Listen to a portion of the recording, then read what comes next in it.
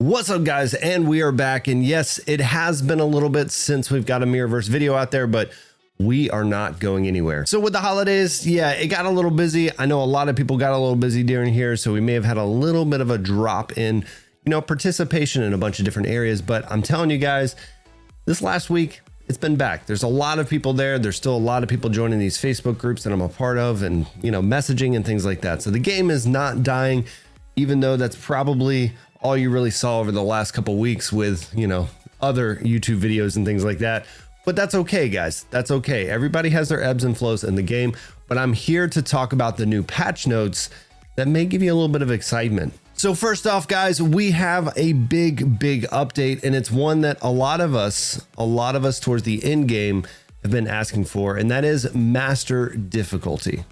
Now, if you know, in the dungeons, we get master difficulty all the time, but when it comes to, the main campaign and things like that, well, it's easy. We can auto it. Most of us have the units that can take care of it, and they're doing something about that by adding master difficulty. Now, this is only in campaign, so we do have to remember that, yeah, those towers, they're still going to be long. They're still going to be autoed, but hopefully this will translate to some of the other modes like towers to give us a little bit more of a challenge when we're doing those. Now, this is going to start on the next event in January 17th called Scarlet Skies. We don't know much about it, but hey, we'll see what's going on there. Next up, we have a new event that's coming in called Blood Moon Showdown. Now, Blood Moon Showdown, yeah, it's not an actual mode, so don't get your hopes up, but it is an event that will be coming back. So think of like the Fractured Feud that just came in. And this one sounds pretty interesting.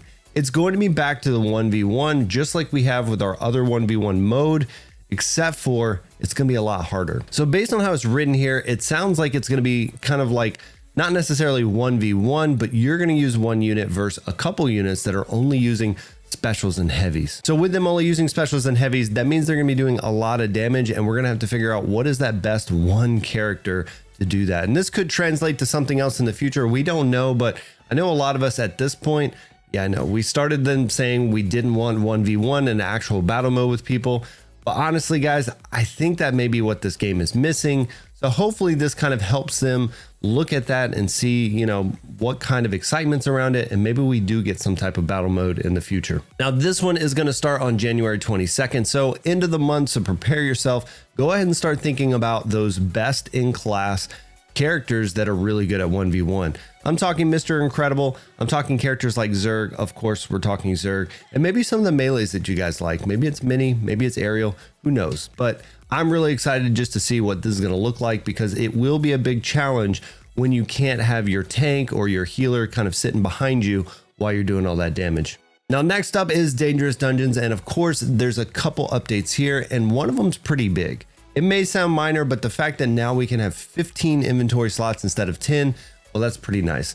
I know myself, I end up having a bunch of these scrolls that just kind of go away in my stash, or the maps or things like that. So being able to kind of stack those up, and again, I don't necessarily use them every single dungeon, but what I'll do is I'll take a whole bunch of them, get them saved up, and then I'll do one dungeon where I just use a whole bunch of stuff, push further in that particular dungeon, and the other ones I kind of just save up those materials. And this will be great because I can save up more so I can do better in that dungeon as well.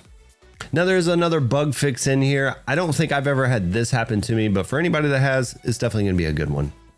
Now, next up is the Riff Raid updates. A couple things here, nothing too crazy, but the Riff Raid store is coming back. And if you use your orbs there, great. You can use them there. It's going to be back. But honestly, I use my orbs on other things like energy, refreshes, other things that to me matter a little bit more. But, if you are pushing in one of those top alliances, maybe this will be great so that you can actually get to that, tier 27, 8, 9, who knows? Maybe somebody's going to make it a 30 because of this, but we'll just have to see. Now, lastly, we have a Guardian update, and it's going to be Captain Hook.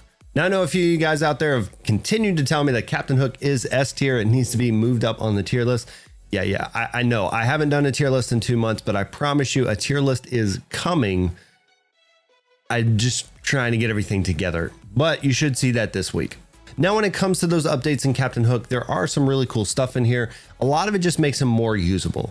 Hook was never really terrible, but he wasn't ever really the character you wanted in Melee. But with these updates, I think he'll be a little bit more playable. He's smoothed out in the way he works.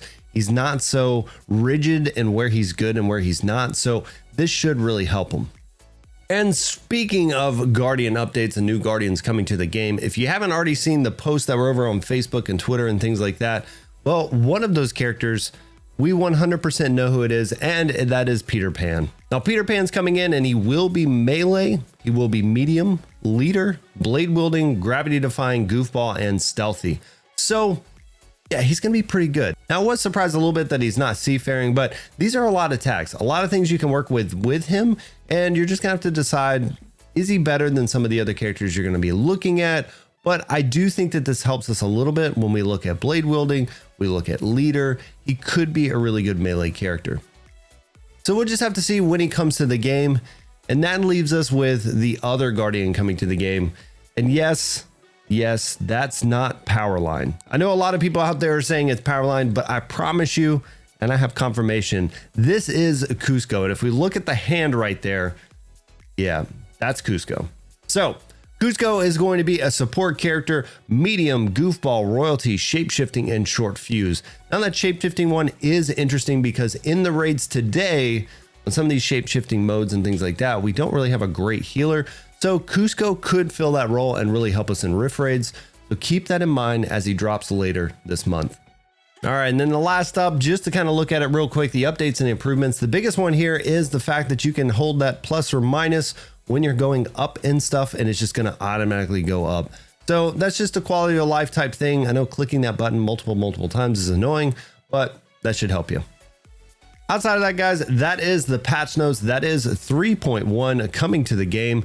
I'm super excited about these updates. Again, nothing crazy, but this master mode could make this game really give it a little bit more legs into the future. Now we're still waiting for some big mode to drop that's just really awesome, that changes something. But as of now, I think we're all having, you know, pretty good fun in the game. Riff Raids are still hard, so I do have some videos that are going to be coming up with that. If you guys didn't know, and if you've already stuck around, I appreciate you so much. If you have stuck around, make sure to go down, hit that follow, hit that like, you know, leave a comment. Let me know what you think about these patch notes. But I will announce, guys, that I did make a move with an alliance. So I did go and join Zootopia Police Department. They're a bigger alliance. They're up in the top, you know, echelon of the clubs. And this should really help me be able to make better content for you guys as well. I did find out this last raid last week, my first raid with them. Yeah, my level 90s and things, I probably need to use them and learn to use them a little bit better. So I'm going to be making some content specifically around Riff Raids, how to maximize your points, what teams to use on different minions and modes and nodes and all that good stuff. So yeah, just stick around for that. But let me know down below, what are you struggling with when it comes to Riff Raids and what should I focus on? I appreciate everything, guys. And until next time, y'all take it easy.